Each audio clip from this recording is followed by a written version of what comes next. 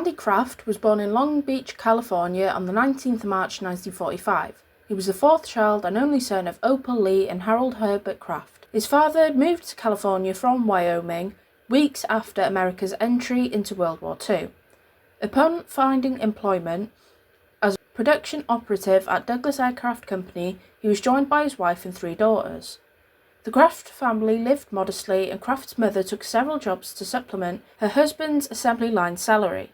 His mother initially found employment as a seamstress in a Westminster garment factory before later obtaining employment as a cook in a local school. Nonetheless, Opal Kraft always found time for her children.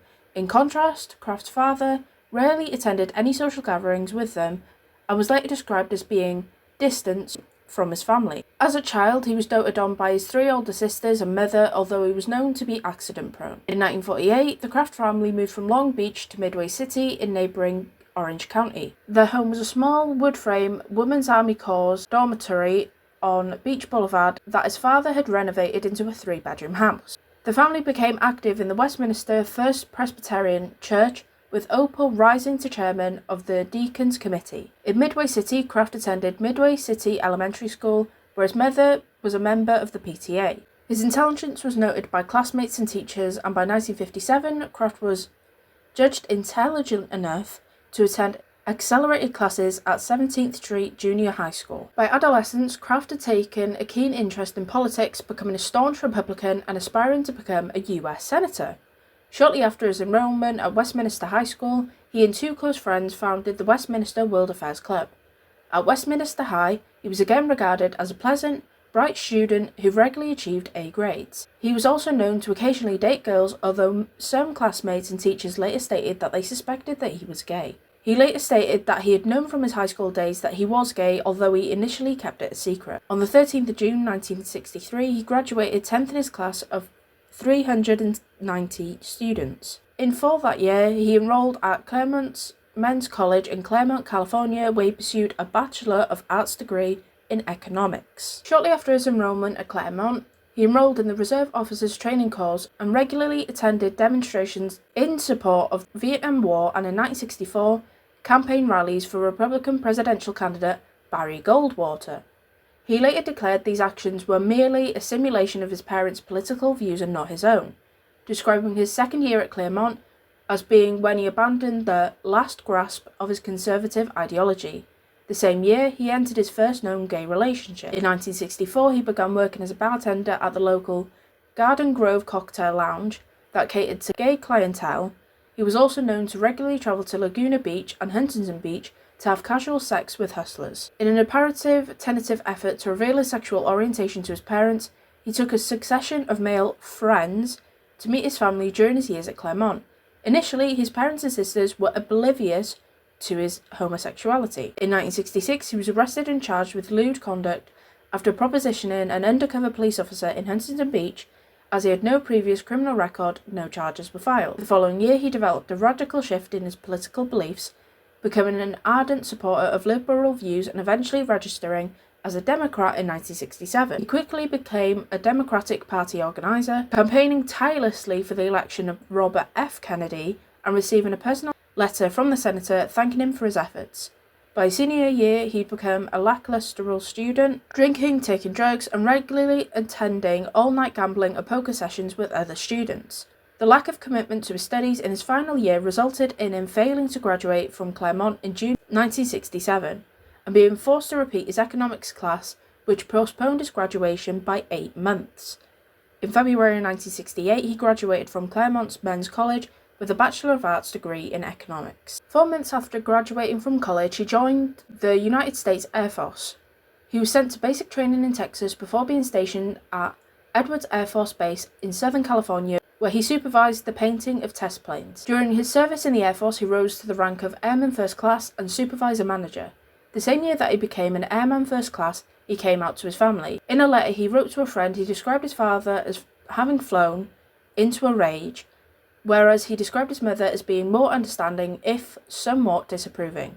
His family ultimately accepted his sexuality, and he remained in close contact with his parents and siblings, although his siblings noted that he began to distance himself from his family after he disclosed his sexuality to them. On the 26th of July 1969, he announced his sexual orientation to his superiors.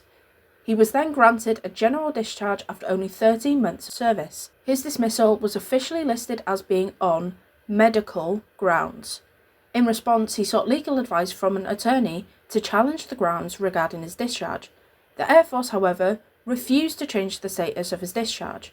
Following his discharge, he moved back into his parents' home and obtained work as a bartender. In March 1970, he encountered a 13-year-old David Alvin Fancher at Huntington Beach. Fancher explained to Kraft that he'd run away from his home that day. Kraft invited Fancher to his apartment, promising Fancher could live with him, offering him sex with a woman he claimed to know. Fancher agreed and accompanied Kraft to his Belmont Shore apartment, where he was drugged, beaten, and repeatedly sexually assaulted. Hours later, Fancher escaped from the apartment after Kraft left to go to work. A member of the public, alarmed of Fancher's drugged and dishevelled condition, called an ambulance. Fancher's stomach had to be pumped. At the hospital, Fancher informed police that Kraft had given him drugs and beaten him. He didn't disclose to either his parents or the police that he'd been sexually assaulted due to the shame and fearing no one would believe him. A search of Kraft's apartment was conducted with the cooperation of his roommate. However, as Fancher had confessed to police that he had taken the pills that were offered to him voluntarily and that the officers had searched without a warrant, no charges were filed. In 1971, Kraft found new employment as a forklift driver in Huntington Beach. After his military discharge 2 years earlier, he enrolled at Long Beach State University, majoring in education to further his career prospects. There he became acquainted with Jeffrey Paul Graves, a fellow teaching student from Minnesota, 4 years younger than Kraft, with whom he began a relationship. Between 1971 and 1983, Kraft is believed to have killed 67 people. All of his suspected victims were males between the ages of 14 and 30, the majority of whom were in their late teens to mid-20s. Kraft was charged with and convicted of 16 of these homicides, all of which occurred between 1972 and 1983. Many of his victims were members of the United States Marine Corps, and most of their bodies were found to have high levels of both alcohol and tranquilizers, indicating that they had been unconscious when they were abused and killed. His victims were typically lured into his vehicle with an offer of a lift or alcohol. The victims were plied with alcohol and/or other drugs. They were bound, tortured, sexually abused before they were killed, usually by either strangulation, asphyxiation, or bludgeoning. However, some victims had also ingested lethal doses of pharmaceuticals. At least one victim was stabbed to death. The victims would then be discarded, usually, though not exclusively, alongside or close to various freeways in Southern California. Photographic evidence found at his home indicates several of his victims were driven to his house before their murder. Many of the victims were burned with a car cigarette lighter, and several were found with extensive blunt force trauma to the face and head. The majority of his murders were committed in California, although some of the victims had been killed in Oregon, and 2 further known victims were murdered in Michigan in December 1982. On the 5th of October 1971, police found the nude body of 30-year-old Long Beach resident named Wayne Joseph Duquette, discarded close to the Ortega Highway. Duquette, a bartender at a gay bar named The Stable in nearby Sunset Beach, had last been seen alive on the 20th of September. Putrefaction had destroyed any signs of foul play on the body. The cause of death was listed as acute alcohol poisoning due to a high blood alcohol level. The first entry in Kraft's journal, referred to as his scorecard, reads Stable, leading investigators to believe Duquette was Kraft's first murder victim. 15 months after the murder of Duquette, Kraft killed 20-year-old Marine named Edward Daniel Moore. Moore was last seen leaving the barracks at Camp Pendleton on the 24th of December 1972. His body was found beside the 405 freeway in Seal Beach during the early hours of the 26th of December. Abrasions on his body indicated that he'd been pushed from a moving vehicle.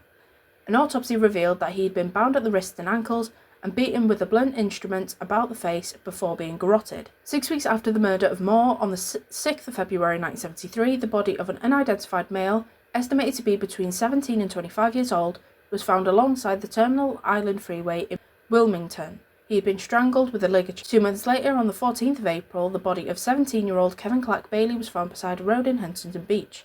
By the 28th of July, a further 2 men had been murdered, an unidentified youth whose dismembered body was found in Wilmington on the 22nd of April, and a 20-year-old named Ronnie Jean Weeb, whose strangled body was discarded beside an on-ramp of the 405 freeway on the 30th of July, 2 days after he disappeared. Kraft is known to have killed at least once more in 1973.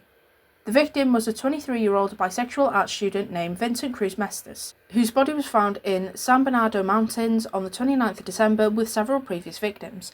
His hands had been severed from his body and were never found. By Fancher, 5 more men had been found beside or close to major roadways in Southern California, 3 of whom had been conclusively linked to the same killer. 2 of these victims, 20-year-old Malcolm Eugene Little and 19-year-old James Dale Reeves, had each been found beside a freeway with foreign objects inserted into their bodies, whereas the body of the third male, 18-year-old Marine Roger Edward Dickinson, bore evidence of bite marks, much like several earlier victims. On the 3rd of January 1975, Kraft abducted and murdered 17-year-old high school student named John Williams Larrass. He was last seen boarding a bus in Long Beach. His strangled body was found the following day discarded at Sunset Beach. Drag marks along the beach close to where his body was found suggested that 2 individuals had carried his body into the water. 2 weeks after his murder, on the 17th of January, the body of 21-year-old Craig Giannatis was found discarded in the parking lot of the Golden Palace Hotel near the Pacific Coast Highway and Loynes Drive in Long Beach. He had been strangled to death with a length of string, possibly a shoelace. By January 1975, a total of 14 males had been linked to the same killer, their bodies having been found discarded across 4 separate counties over the previous 3 years. All had been Caucasian males with similar physical characteristics. On the 24th of January, homicide investigators from several jurisdictions in Southern California convened in Orange County to discuss their progress in the hunt for the unknown killer. An FBI profile of the killer was read to investigators, describing the individual as a methodological, organised list killer of above-average intelligence who exhibited an indifference to the interests and welfare of society. Some investigators believed the murders to be the work of more than one individual, one of whom had a military background, as 2 of the victims had paper tissue residue in their nostrils, a procedure known to be used in the military to prevent bodies from purging after death. The insertion of socks inside the rectums was also theorized to have been intended to prevent purging, as the body was driven to the disposal location. At this stage, investigators had no solid suspects. On the evening of the 29th of March 1975, Kraft lured Keith Crotwell and Kent May from a Long Beach parking lot into his Ford Mustang. Crotwell and May were given beer and Valium as Kraft drove in a random, aimless manner around the Belmont Shore and Seal Beach. May later recalled feeling catatonic as a result of the Valium and alcohol he had ingested before he passed out. In the parking lot where Crotwell and May were last seen, 2 of their friends observed a distinctive black and white Mustang pull in and stop before the driver leaned across, opened the passenger door, and pushed the unconscious but otherwise unharmed May out onto the pavement. The driver then sped away from the scene. As he did, the friends noted Crotwell slumped against the unknown driver's shoulder. On the 8th of May, Crotwell's skull was found on a jetty close to the Long Beach Marina. The remainder of his body was found 6 months later. After hearing the news, the 2 friends of Crotwell and May, who suspected that the murderer was a patron of the Belmont Shore gay bar, searched their neighbourhood for the distinctive Mustang. They found the car less than a mile from their home, wrote down the license plate number and gave the information to the police. The vehicle was registered to Randy Kraft. Long Beach police questioned Kraft about Crotwell's abduction and the murder on the 19th of May 1975. Initially, he denied having ever met either Crotwell or May, and the police, sceptical of Kraft's denial, summoned him to the police station for further questioning. Kraft admitted that on or about the 29th of March, he had encountered the 2 youths in the Long Beach parking lot in question and persuaded them to drink alcohol and consume Valium with him as he drove. He claimed to have returned May to the parking lot and then to have driven with Crotwell to a side road close to the El Toro off-ramp, where his car subsequently became embedded upon an embankment. He claimed to have walked alone to the gas station to call a tow truck while Crotwell remained in the car. Upon returning to his vehicle, Kraft claimed Crotwell had disappeared. Although Kraft's roommate confirmed that Kraft had phoned him on the date of Crotwell's disappearance, claiming that his vehicle was stuck on an embankment, detectives remain unconvinced by Kraft's version of events. The following week, 2 detectives attempted to file homicide charges against Kraft. However, the Los Angeles District Attorney's Office declined, citing the coroner's conclusion from his autopsy of the remains thus far found, consisting only of Crotwell's skull, that the youth had died from accidental drowning.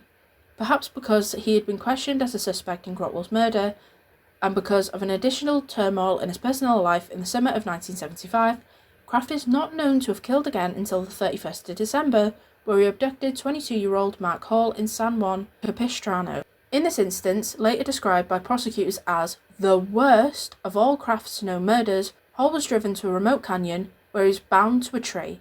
The autopsy report listed the cause of death as asphyxiation caused by leaves and earth found lodged deep in Hall's trachea. The autopsy report also listed numerous incisions on Hall's legs which had been inflicted with a broken bottle.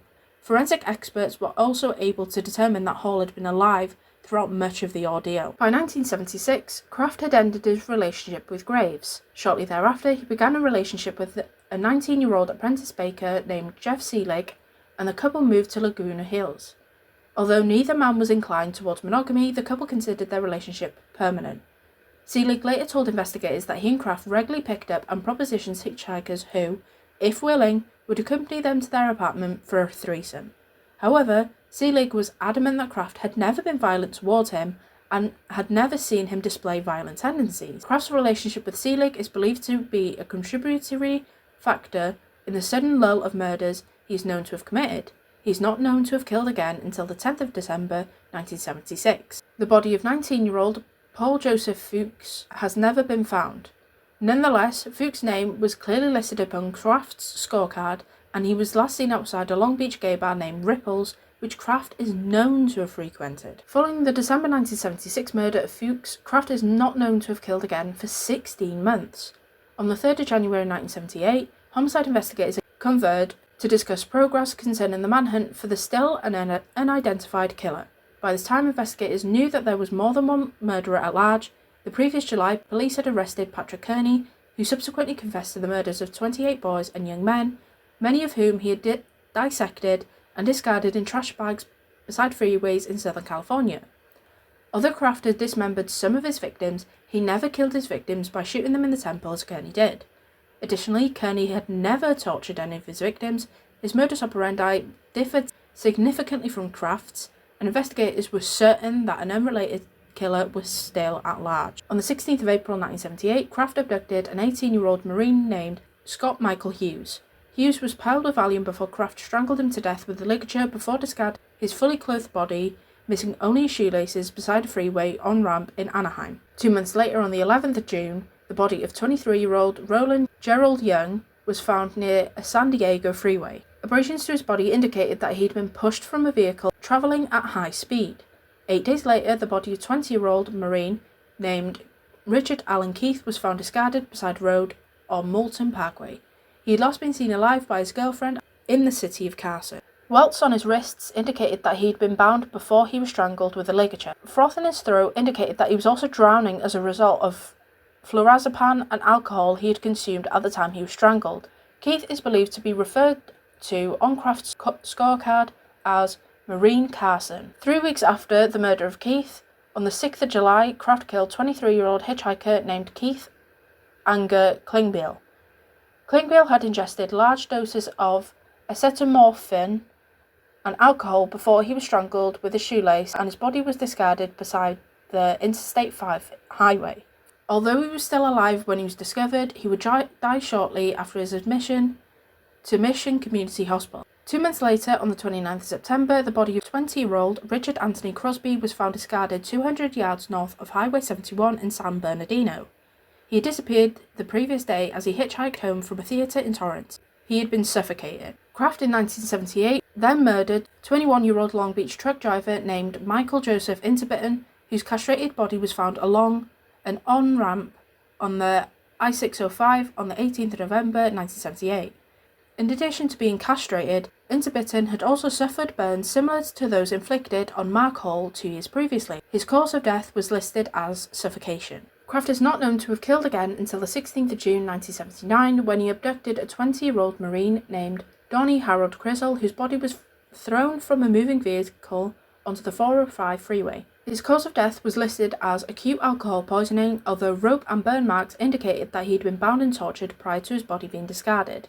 2 months later, on the 29th of August, the dismembered remains of 21-year-old English tourist named Keith Anthony Jackson were found discarded in 2 trash bags and a cardboard box behind Union 76 gas station in Long Beach. Only his head, torso and left leg were ever found. He had been deceased for several days prior to his discovery of his body. The entry on Kraft's scorecard simply reading either England or 76 is believed to refer to him. 2 weeks later, on the 14th of September, the body of 19-year-old Gregory Wallace Jolly was found in Lake Arrowhead. He'd been emasculated and his head and legs had been severed after death. His possessions were later found in Kraft's home. On the 24th of November 1979, 15-year-old Santa Ana youth named Jeffrey Sayer is believed to have been abducted and murdered by Kraft. Sayer was last seen at a bus stop in Westminster while returning home from a date with his girlfriend. The bus stop Sayer was last seen at was near the home of Kraft's parents. The entry, Westminster date, on Kraft's scorecard is believed to refer to Sayer. On the 18th of February 1980, the decapitated body of 19-year-old Marine named Mark Allen Marsh was found near the Templin Highway. Marsh was last seen hitchhiking towards Buena Park. His hands had been severed from his body after death. In the summer of 1980, Kraft travelled to the neighbouring state of Oregon on an extended business trip. During this trip, he lived in a town close to Portland. Before returning to California in August, he is believed to have murdered 2 more people, both of whom were listed on his scorecard with cryptic references, including the word Portland. First victim, 17-year-old Michael Sean O'Fallon, was killed on the 17th of July. O'Fallon had been on a solo hitchhiking trip across the US and Canada before his enrollment at college at the time of his murder. He had consumed both alcohol and Valium before he was strangled to death. His nude, hog-tied body was discarded 10 miles south of Salem. He was listed on Kraft's scorecard as Portland, Denver, and his camera, inscribed with his mother's initials, was later found in Kraft's garage. The following day, Kraft is also believed to have killed a 30-year-old Vietnam veteran named Larry Eugene Parks, whose body, clothed but missing a belt and shoelaces, was found near a freeway shoulder in the city of Woodburn. Parks was listed as Portland Elk on Kraft's scorecard. He had ingested a toxic level of Valium and Tylenol before he was strangled to death with a ligature. On the 3rd of September 1980, 1 month after Kraft returned to California from Oregon, the bound body of a 19-year-old Marine named Robert Wyatt Loggins was found discarded in a trash bag close to the El Toro Marine Air Base. Loggins had last been seen alive by 2 fellow Marines close to the Pacific Coast Highway on the 23rd of August. Photographs and the negatives subsequently found in Kraft's possession show Loggins in Kraft's living room, slumped fully clothed on his sofa, apparently intoxicated, in various nude pornographic postures. All of these pictures depict Loggins with his eyes closed, and it is unknown whether he was alive or dead when they were taken. On the 10th of April 1981, the body of 17-year-old Michael Cluck was found beside the Interstate 5 freeway close to Goshen, Oregon. Cluck had been abducted whilst hitchhiking from Kent, Washington to Bakersfield, California, the day prior to his body being discovered. 31 blunt force blows to the head had destroyed the back of his skull, killing him. He had also been sodomized and savagely beaten, kicked and scored. He's believed to have been recorded on Kraft's scorecard as Portland Blood due to the extensive blood and debris found at the murder scene. At the time of the murder, Kraft had once again been sent on assignment to Oregon by his employers. In addition, on the day Cluck's body was discovered, Kraft visited a Lane County hospital to receive treatment for a bruised foot. 4 months after Cluck's murder, on the 20th of August 1981, the partially clothed body of 17-year-old Christopher Allen Williams was found in the San Bernardino Mountains. He had ingested both phenobarbital and benzodiazepine and was found with tissue paper lodged deep in his nostrils, causing him to choke to death on his own mucus. By early 1982, the relationship between Kraft and Selig had become marred by frequent fights and episodes of temporary separation. In an effort to resolve their personal differences, the couple began attending weekly counselling sessions in Huntington Beach. Those sessions began on the 22nd of June 1982, following complaints from residents of Echo Park regarding a foul odour emanating from the direction of the Hollywood Freeway. On the 29th of July 1982, a Caltrans employee found the decaying body of 14-year-old Raymond Davis from Pittsburgh, California, discarded alongside the Rampant Boulevard off-ramp. Rudimentary efforts had been made to conceal his body beneath leaves and soil. He'd been last seen alive in Echo Park on the 17th of June, searching for his missing dog. His wrists had been knotted behind his back in the same manner as Michael O'Fallon 2 years previously, and he'd been strangled to death with his shoelace. The entry in Kraft's scorecard reading "Dog" is believed to refer to Davis. Just 40 feet from Davis's body, the same Caltrans crew also found the body of 16-year-old Robert Avalia Jr. Avalia, had been missing since the 21st of July, and his body was also markedly decomposed. He had been strangled to death with a length of stereo speaker wire. As Avalia was a heavy deodorant user, the entry upon Kraft's scorecard reading, deodorant is believed to have referred to him. Kraft is not known to have killed again until the 1st of November 1982, when he abducted and murdered a 24-year-old Modesto man named Ann Michael Lane. Lane was last seen hitchhiking towards Orange County in search of work. His body was not found until January 1984, discarded on a hillside close to the town of Ramona. 4 weeks after his murder, the semi-nude body of 26-year-old Brian Witcher was dumped from a moving vehicle along the Interstate 5 freeway, close to the city of Wilsonville, Oregon. Witcher had ingested high levels of both alcohol and Valium but died of asphyxiation. On the 3rd of December 1982, a 29-year-old carpenter named Anthony Jose Silvera disappeared whilst hitchhiking towards Medford. His body was found 2 weeks later, strangled, sodomized, and violated with foreign objects before his murder. At the time of the murders of both Winchester and Silvera, Kraft was again known to have been in Oregon on a business trip, which concluded the day of Silvera's death. On the 4th of December, Kraft drove from Portland to Seattle to visit friends.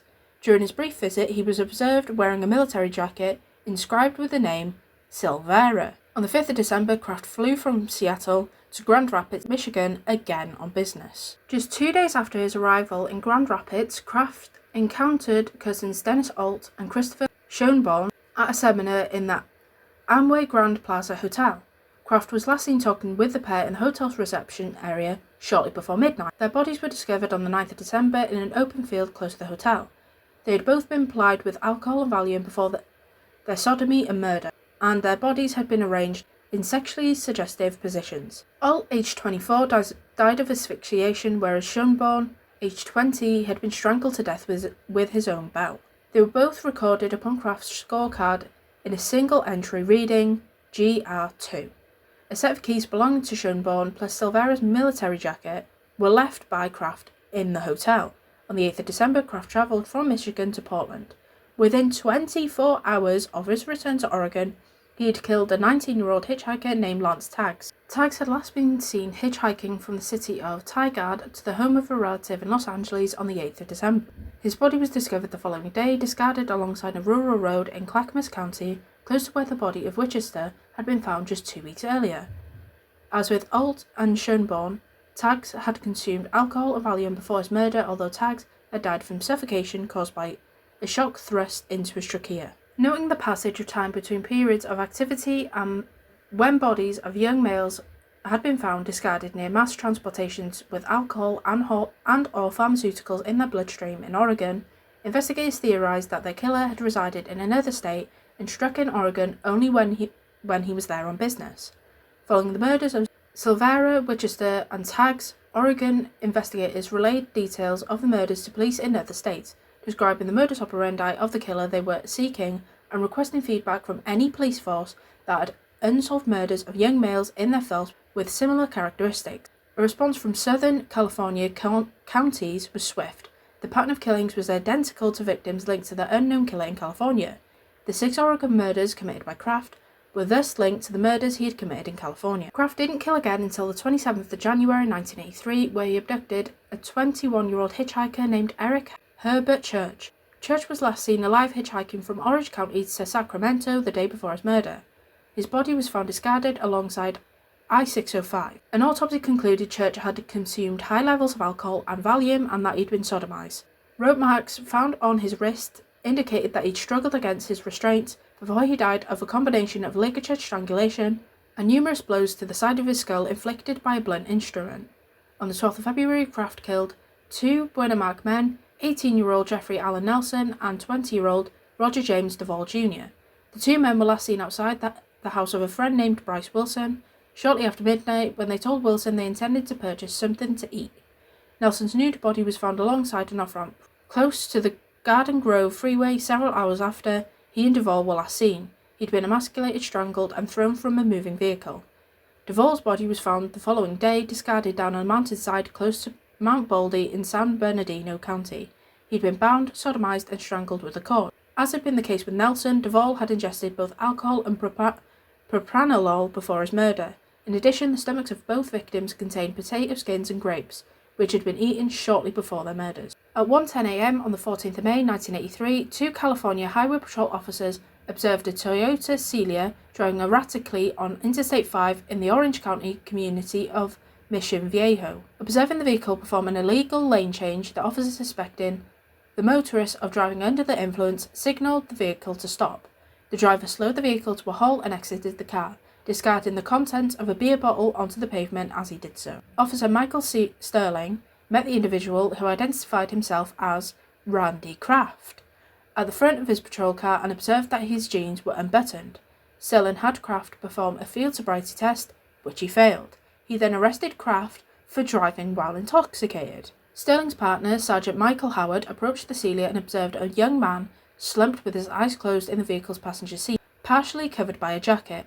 Several empty Moosehead beer bottles and an open prescription bottle of lorazepam tablets were strewn around his feet. Howard attempted to wake the man. Receiving no response, Howard attempted to rouse the man by shaking his arm, only to note that the man had a low body temperature. Upon checking for a pulse, Howard noted that the man was indeed dead, with a ligature mark visible around his neck. Lifting the jacket from the man's lap, Howard noted that the man's jeans had been opened to expose his genitalia. In addition, the man's hands had been bound with a shoelace and his wrists bore evidence of welt marks. Later identified as Terry Lee Gambrell, a 25-year-old Marine stationed at El Toro Air Base, had been strangled to death. Kraft was initially charged with driving under the influence of alcohol and was held in custody as detectives conducted a thorough search of his vehicle. Upon the car's rear seat, investigators found a belt, the width of which matched the bruising found around Gambrell's neck. Other incriminating evidence retrieved included alcohol, tranquilizers, various prescription drugs, and stimulants. The passenger seat and carpet of the vehicle were heavily blood-stained. However, Gambrell had no open wounds. The upholstery was removed for forensic analysis, which confirmed the blood was human. Beneath the carpet, investigators discovered an envelope containing more than 50 photographs of young men in pornographic poses, many of whom in the pictures appeared to have either been asleep or dead. Inside the trunk, investigators found a ring binder containing a handwritten list of 61 coded notations. A search of Kraft's home revealed further incriminating evidence, including clothes and personal possessions of numerous young men who had been murdered over the previous decade. Fibers taken from a rug matched those found on Scott Hughes. In addition, the couch in Kraft's living room was identified as being the one in the photographs found in Kraft's car. A roll of film discovered also contained shots of Eric Church and Roger Duvall sitting in Kraft's car. A ligature mark is clearly visible on Duvall's neck in one of these images. The coded list of 61 neatly printed terms and phases found in the trunk of Kraft's car is believed to refer to each of Kraft's victims. Many entries appear innocuous, but each is believed to refer to a specific murder victim or double murder. Several entries reference victims' names. For example, the entry reading EDM refers to the initials of Edward Daniel Moore, whereas Vince M refers to Vincent Mesters. In other instances, entries indicate torture or mutilation inflicted upon the bodies and all the locations where they were last seen. The entry Marine Head BP, for example, is believed to refer to Mark Marsh, a Marine found decapitated, having been last seen hitchhiking towards Buena Park. Other entries simply refer to the body dump locations. The entry Golden Sails refers to the fact that the body of Craig Jonatis was found in the parking lot of the Golden Sails Hotel. The list also contains entries indicating a minimum of 4 double murders. GR2, Dennis Alt and Christopher Schoenborn, last seen in Grand Rapids, 2 in 1 Beach, Jeffrey Nelson and Roger Duvall, 2 in 1 Hitch, and 2 in 1 MV2PL. Neither entry has been linked to any double murder or disappearance. Investigators contend that 2 victims of whose murders Kraft was convicted, Church and Gambrell, are not listed on Kraft's scorecard. However, since the list is in code, the possibility exists that Church, in particular, is included on the scorecard as an entry that investigators cannot recognise as referring to him. Gambrell may also be included on the list. Although Kraft was arresting while attempting to dispose of the body, he may not have recorded the entry referring to Gambrell on his scorecard. These possibilities indicated that the scorecard lists a minimum of 65 and possibly 67 victims. On the 16th of May 1983, Kraft was formally charged with the murder of Gambrill. By September, investigators had interviewed over 700 witnesses and gathered more than 250 physical exhibits, which pointed towards Kraft's guilt in a further 15 homicides committed between December 1972 and February 1983. He was formally charged with these 16 murders. Edward Daniel Moore, Kevin Clark Bailey, Ronnie Jean Weeb, Keith Davin Crotwell, Mark Edward Hall, Scott Michael Hughes, Roland Gerald Young, Richard Allen Keith, Keith Arthur Klingbeil, Michael Joseph Interbitten, Donnie Harold Crizzle, Robert Wyatt Loggins Jr., Eric Herbert Church, Roger James Duvall Jr., Jeffrey Allen Nelson, and Terry Lee Gamble, in addition to 2 counts of sodomy and 1 emasculation on the 8th of September 1983. Kraft's trial began on the 26th of September 1988. He was tried in Orange County before Judge Donald A. McCarran. At the trial, almost 160 witnesses were called to testify on behalf of the prosecution. Over 1,000 exhibits were introduced as evidence. These exhibits included physical evidence such as bloodstains, hair and fibre evidence found at Kraft's Long Beach residence and in his car, fingerprints found upon glass shards recovered from the whole murder scene, negatives and photographs of victims found inside Kraft's vehicle, which depicted the men either dead, drugged, or asleep, the belt used to strangle Gamble, and the prescription drugs and buck knife found in his vehicle. Other evidence introduced included work and travel records and gasoline receipts, which placed Kraft in particular locations where the victims had been abducted and or discarded, and numerous personal possessions of various murder victims found in Kraft's possession following his arrest. Kraft's defence was primarily one of alibis and alternate suspects. His attorney dismissed much of the evidence produced as being circumstantial and attempted to portray Kraft as an articulate, hard-working and upstanding member of the community. They did not dispute that 16 men were murder victims, yet argued that they were victims of someone but not Randy Kraft. The defence also pointed out that investigators had initially believed that several of the 16 victims to have been killed by 1 or 2 serial killers, Patrick Kearney and William Bonin, and argued that there was no concrete evidence that Kraft had killed any of the victims. The trial lasted a total of 13 months and would prove to be the most expensive trial in Orange County history. On the 29th of April 1989, each side opened their closing arguments, which lasted a total of 3 days. The prosecution again listing all the physical and circumstantial evidence pointing to Kraft's guilt. The defence arguing as to the circumstantial case put forward by the prosecution that all the murders were linked and accusing prosecution of glossing over the truth. Following the closing arguments, the jury deliberated for 11 days before reaching their verdict. On the 12th of May 1989, Kraft was found guilty of 16 counts of murder, 1 count of sodomy and 1 count of emasculation.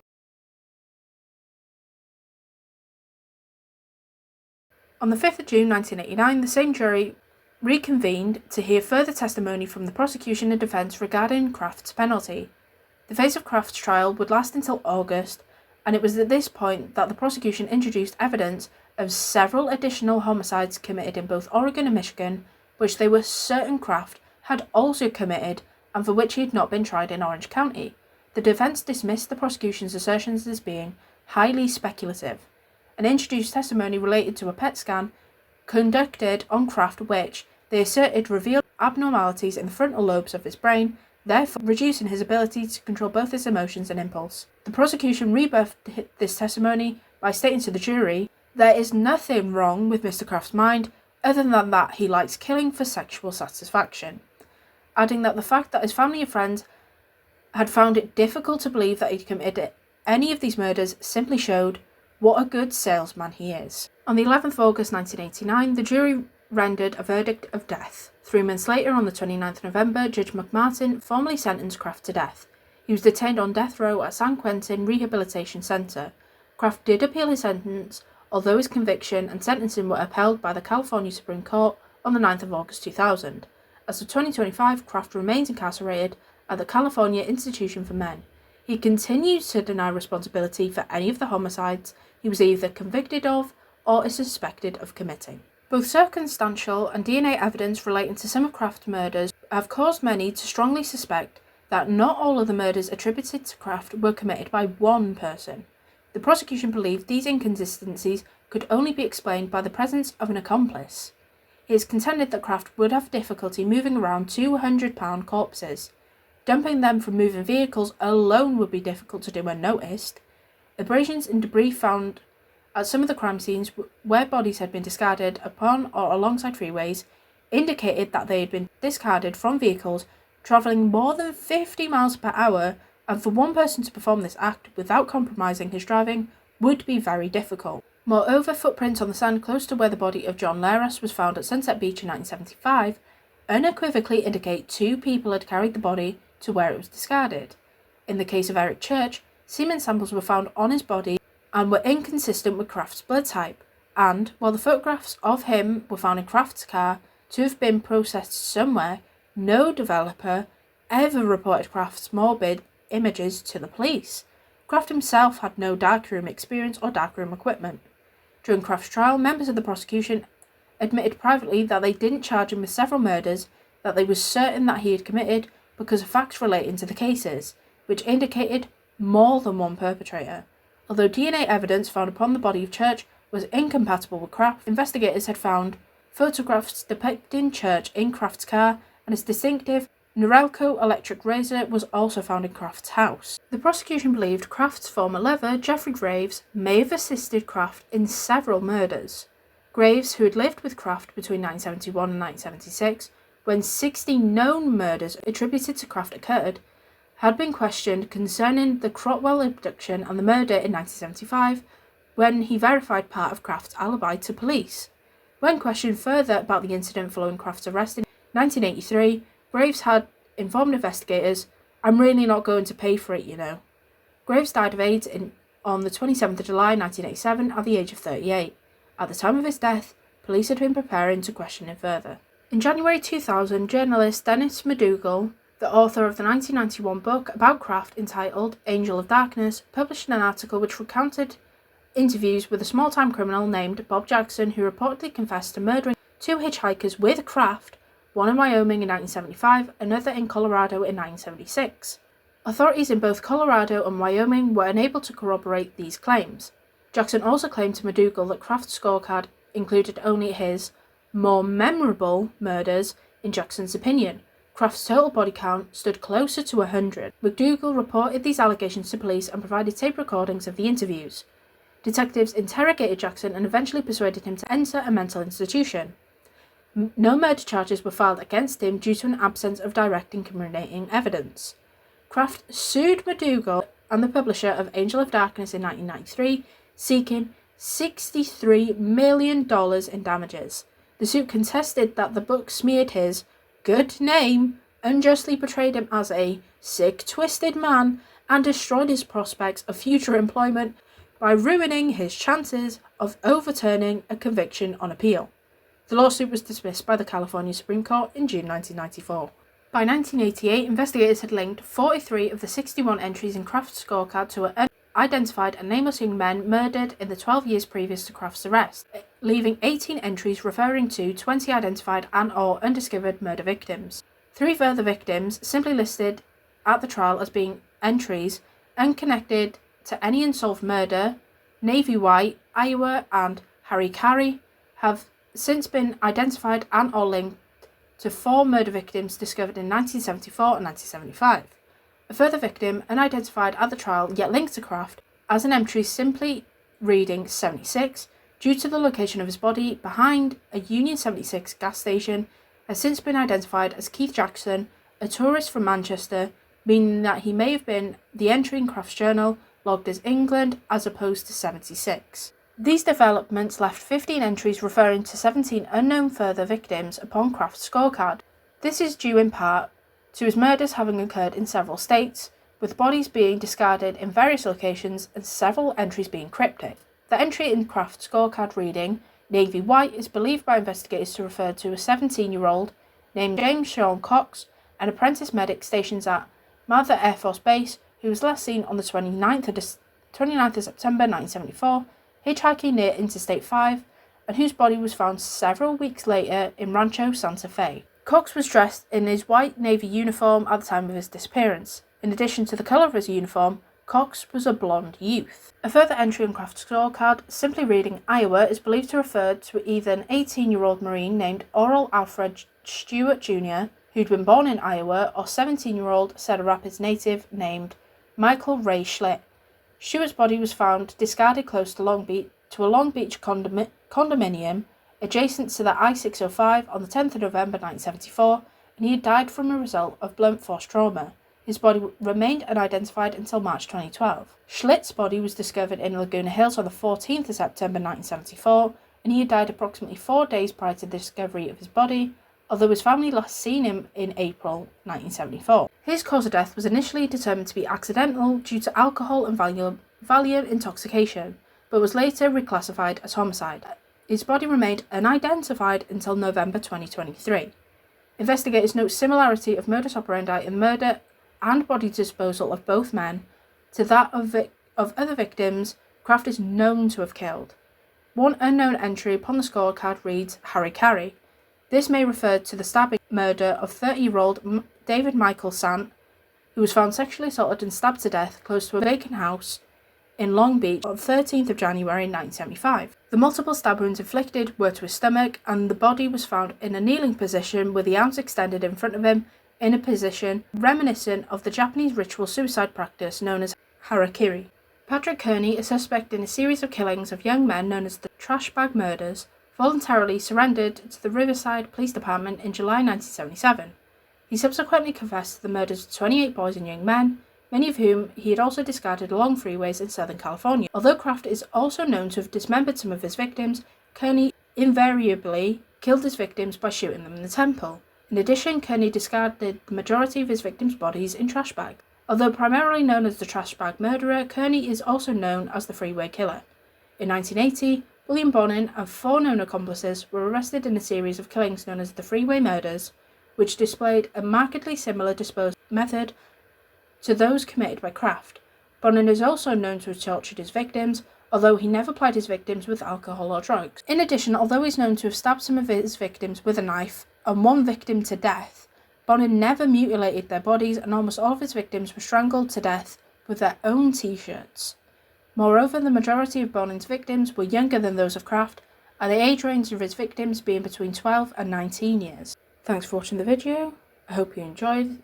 Let me know your thoughts and opinions about this case in the comments below, and also let me know if there's any true crime cases that you would like to see me cover on this channel, and I will be back next Friday with another true crime video.